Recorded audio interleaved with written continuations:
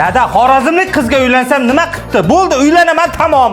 Toshkentdan Xorazmgacha 1100 kilometrligini bilasanmi? Umring yo'lda o'tib ketadi qatnab. Yo'lda ahamiyati yo'q, uylanaman, tamom.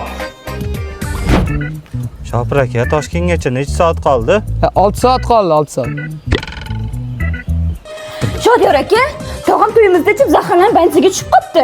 Zaharlanadi, hamma kichkina stakanda ichsa, tog'ang kosada ichayotdi. Bormasak bo'lmaydi. Toshkentdan Xorazmgacha hayotda bormayman. Dadam aytsa ham bormayman. Ha, yaxshimisiz? Dadam mazasi bo'lmayapti?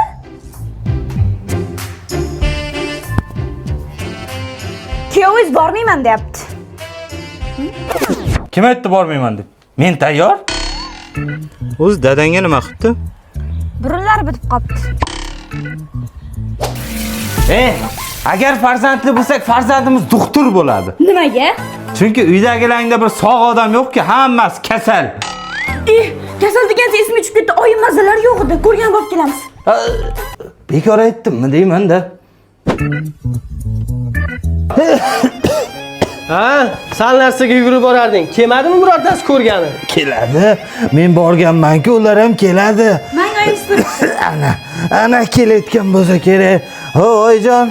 Kuyov mazangiz yo'q ekan, yo'l uzoq deb bora olmadik. Borganimiz bilan nima o'zgarardi?